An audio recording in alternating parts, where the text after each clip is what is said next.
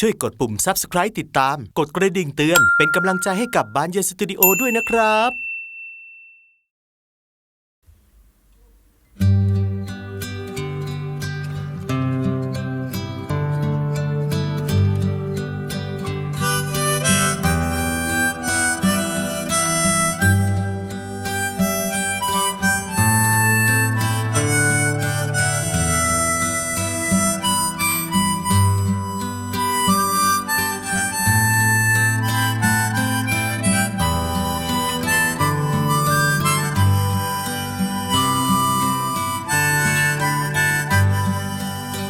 ชื่นชมยิ่งนัก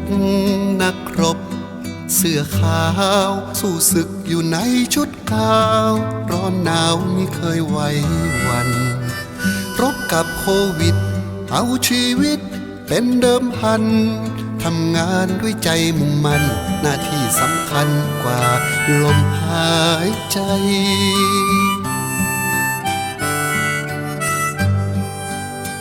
ประโยชน์ตนนั้น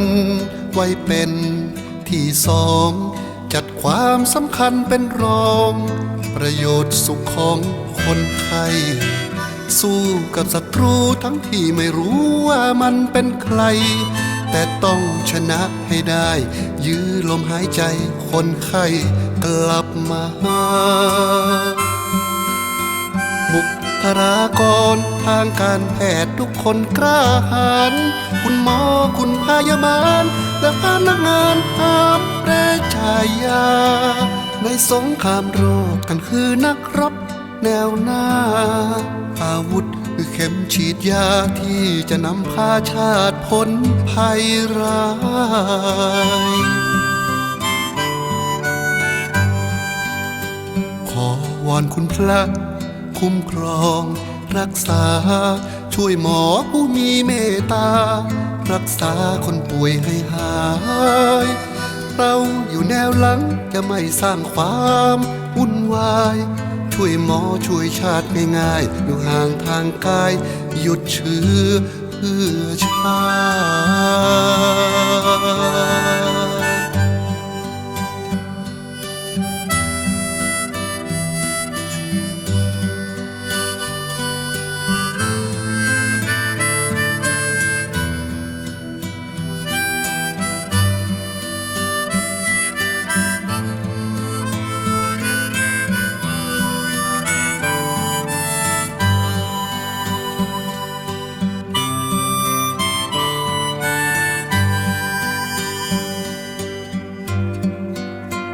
บุคลากรทางการแพทย์ทุกคนกล้าหาญคุณหมอคุณพยาบาลและพนักงานห้ามแร่ชายา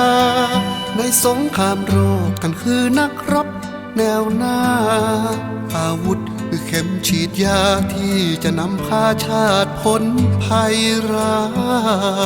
ย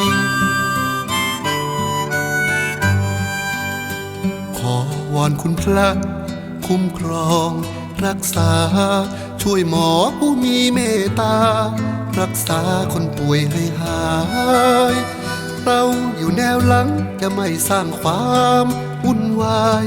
ช่วยหมอช่วยชาติง่ายๆอยู่ห่างทางกายหยุดเชื้อเพื่อชาติ